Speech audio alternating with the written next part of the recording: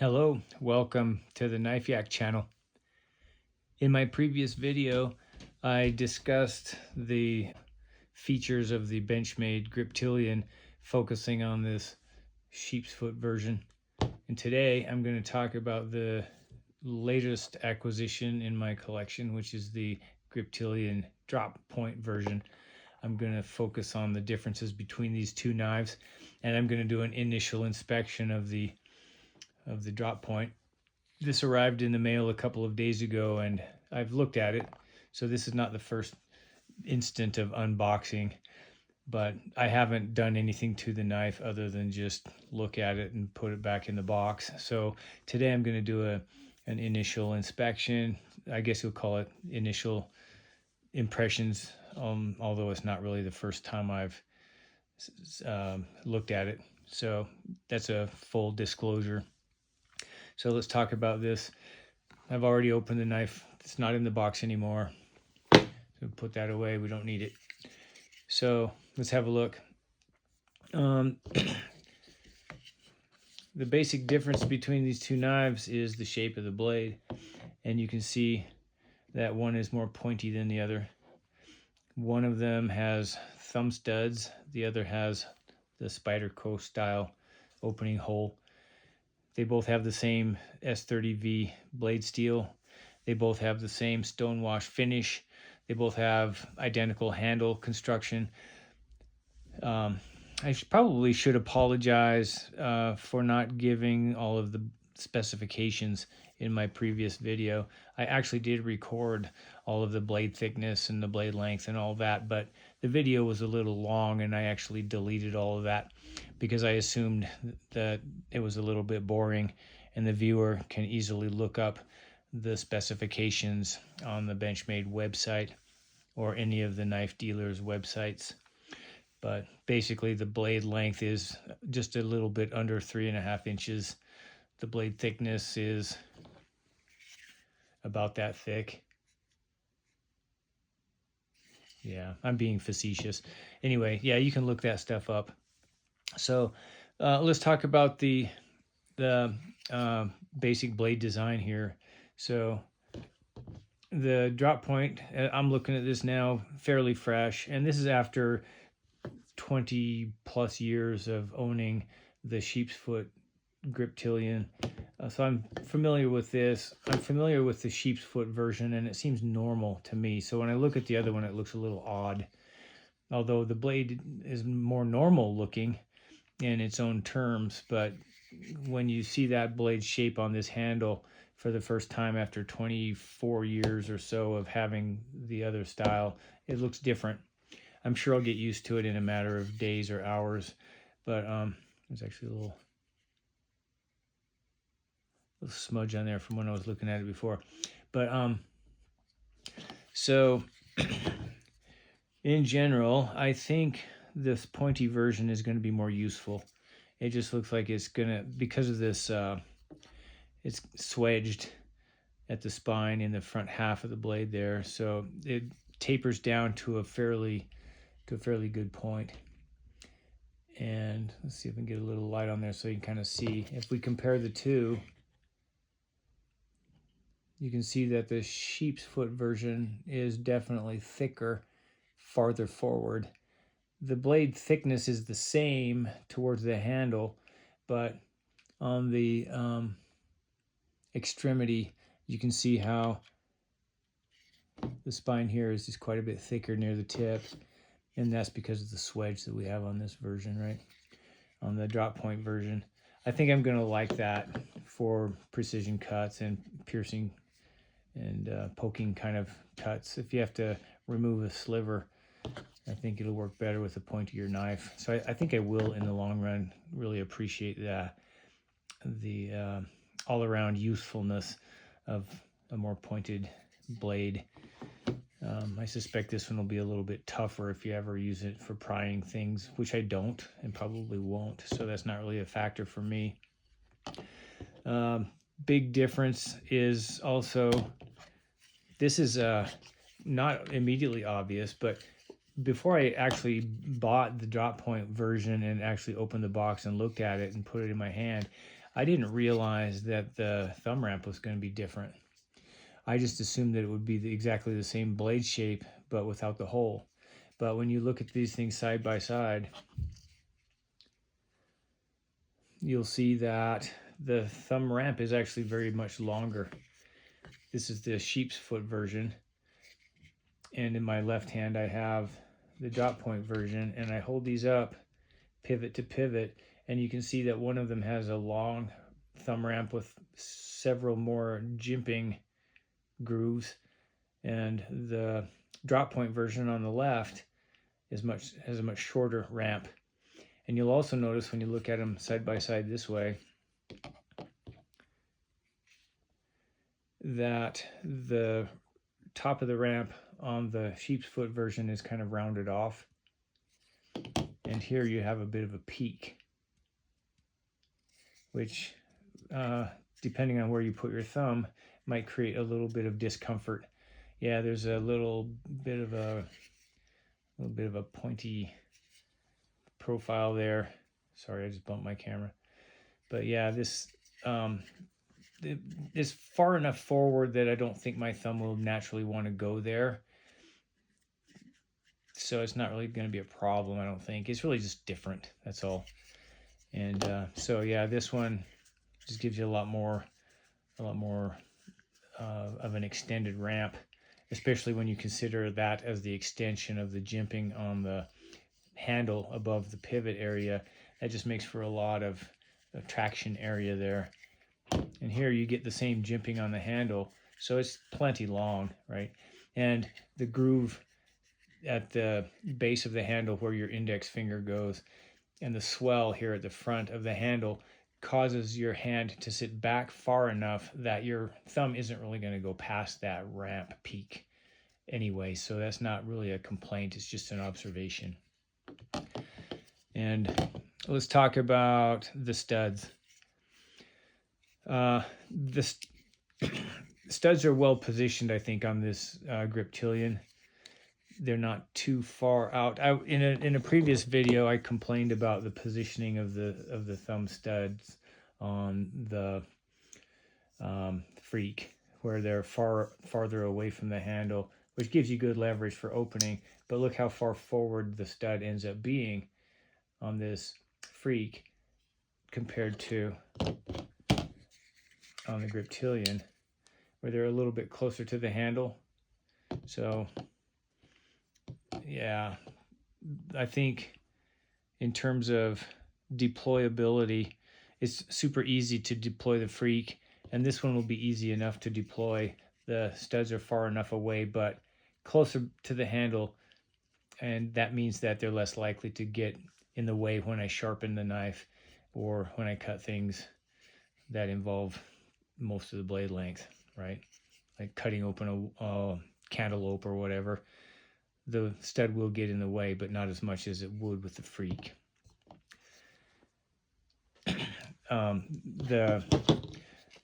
Let's talk about the deployability. I mentioned this in my video yesterday in reference to the other Griptilian, that you can easily shake the knife open without using the hole, and you can do the same without using the stud, I assume, on this one. The action is, there's a tiny bit of roughness there, but I think that's going to break out. It's going to break in over time. Just a few opening and closing cycles, and this thing will smooth out quite a bit. But it has a pretty good spring tension, or I should say, there's kind of a the axis lock functions on the basis of the shape of the blade tang creating its own sort of a detent. And this one, it stays closed fairly well, but you can shake it open. I'll turn my camera around and you can see. So if you don't want to use the studs for opening the knife in the usual way, you can, I think, just shake it open like that, which I demonstrated yesterday. So this works just exactly like the other knife, exactly like the other Griptilian. But in fact, I think this one's a little easier to shake open. It seems to be, maybe it's the tightness of the pivot, but when I um, when I disengage the lock by pulling back on the axis lock tabs here, it just falls shut a lot more easily, right? So I think this one, the new one falls shut a little easier, and that's just, I think that's just a matter of either how much lubrication there is inside there, or maybe it's a question of the tightness of the pivot. But both of the knives are smooth enough, but I think this one out of the box, the drop point out of the box is smoother. It's a much more kinetic feel, and I like the studs are good. I can do the reverse flick with my index finger. Sorry, I always say index. My middle finger on the opposite side of the blade can flick this open easily enough. I don't think it's harder or easier than with the hole. It's just different, and it works. Thumb works great on the thumb stud. So I think it's a matter of almost complete indifference to me whether it's a hole or the thumb studs when it comes to actual functionality and deployment. The advantage to the hole, of course, is that the studs don't protrude out and create an obstacle when cutting or sharpening. So I guess all things considered, I probably prefer the hole. But this knife deploys so easily just using the gravity, the inertial gravity shake, that I might not ever have to use the studs or the hole. So that's all good. Okay, we're back to our normal view angle here. I need to do an edge inspection. Let's hold this up and you can kind of see the bevels a little bit against the light. It's fairly typical, I think, for knives from many manufacturers to have blade on each side of the blade. You might have a different bevel width for the sharpening angle, and on this knife you can see, I think, let me see if I can get the light on here in a useful way here. It looks to me like the width of the secondary bevel is wider at the tip, narrower at the heel, which is kind of normal. I see a lot of knives like that, both from Benchmade and from other brands. Same here on this other side. You get, let's see if I can get the light on there again. So there's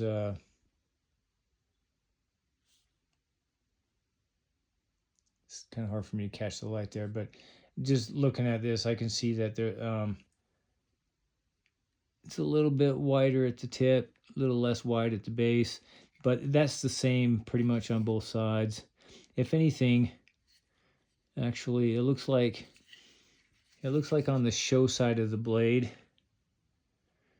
you're going to have a hard time seeing this just from the reflected light here, but as I'm looking at it, it looks to me like the angle is a little, just judging the angle on the along the entire length, I think the width of the grind is a little narrower on the show side and a little wider on the other side.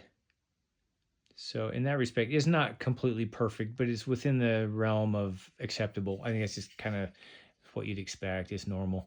And eventually I'm going to reprofile this anyway, and it might be even worse after I fix it. So it's good enough. I think the edge from this, there might be a little bit of a burr right here, but yeah, there is tiny bit of burr right there on the edge. That'll be easy to fix. Running my finger carefully along the edge, it feels rather toothy, like it's going to bite in pretty well. This way, it feels pretty thin. Feels pretty decent, right? Right in here, this is the part right in here where it wants to be reprofiled, because I feel like there's a more obtuse secondary bevel angle right here than what I would find optimal.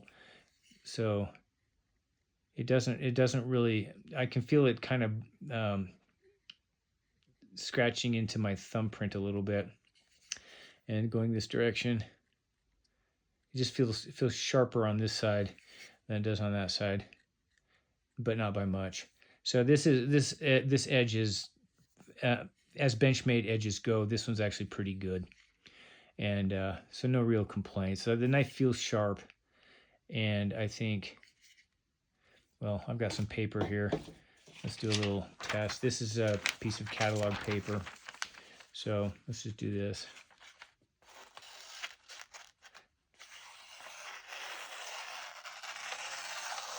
It's actually pretty good.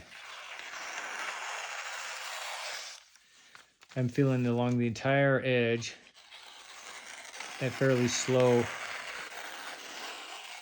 It feels and looks like a pretty clean cut. There's not a lot of ragged fluff on there, and it's not really binding up or catching.